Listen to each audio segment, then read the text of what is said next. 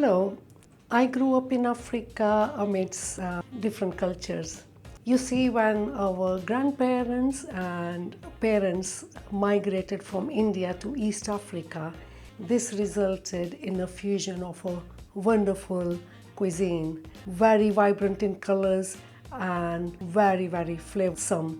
One of my childhood favorite has always been creamy coconut corn curry, or Makai Paka as the East Africans call it. Welcome to Aftar's World, and I am Aftar.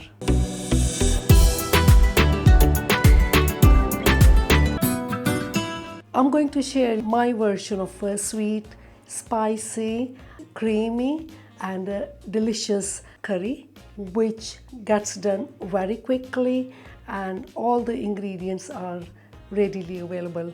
Let's get started. I have some dry ingredients here, and then on this side I have got some wet ingredients. So stay with me until the end as I'm going to share some tips with you. In a pan, start off with roughly 2 tablespoons of cooking oil. Let it get heated properly. Cumin seeds go in, they will start spluttering and they will release all those wonderful essential oils and get infused with the cooking oil. They've gone to darker color and I shall add crushed garlic in there. Time is of the essence here. Don't let garlic and cumin seeds burn. Garlic is turned into a lovely golden color, and add the onions to this. Add the salt to the onions. That will make the onions release their waters and it will fasten up the cooking time of the onions.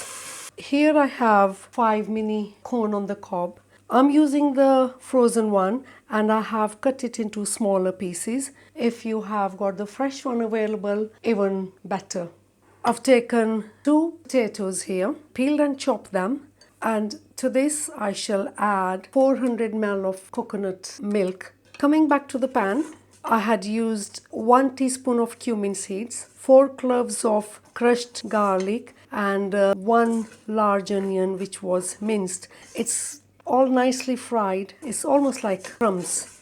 Add 1 teaspoon of turmeric powder. It needs to go in at this stage so that the turmeric starts releasing its colors into the oil. 1 teaspoon of Kashmiri red chili. Again, as soon as it touches the hot oil, it will start releasing the colors. Add tomatoes which have been pureed. I've got 3 tomatoes there. 1 heaped tablespoon of crushed fresh ginger.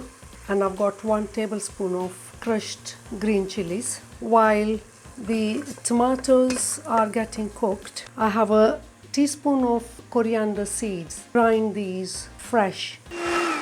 As soon as you grind it, it releases the beautiful aroma, and that is going to get mingled with the oil.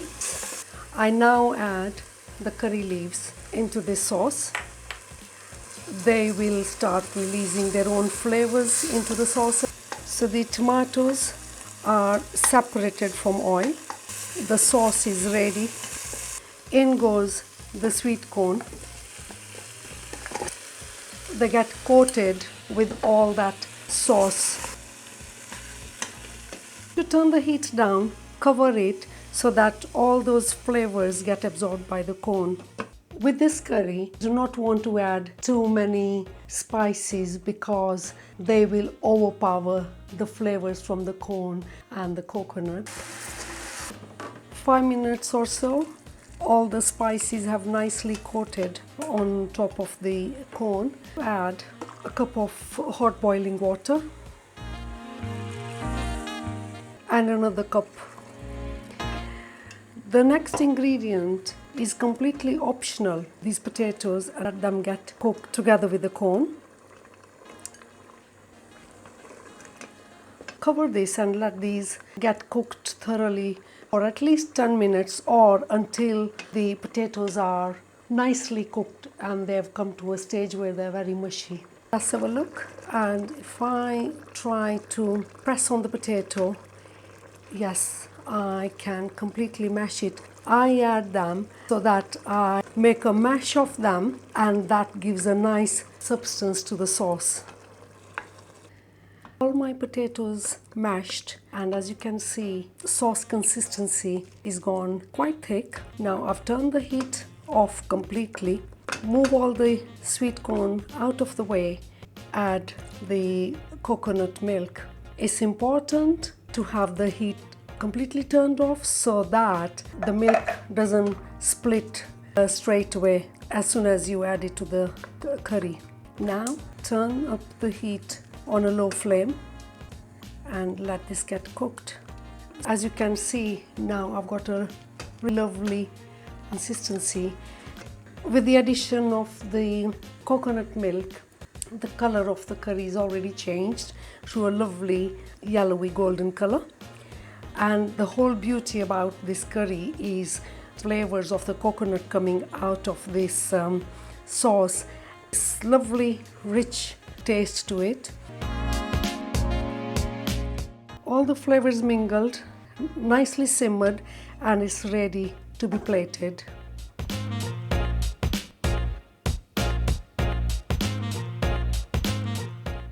Give this creamy coconut corn curry or Makai Paka a go, and you enjoy it as much as I do. It goes lovely with the plain boiled rice.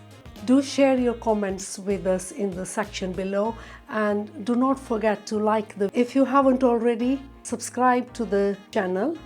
Thank you for being with us. Until next time, God bless you, take care, and bye-bye for now.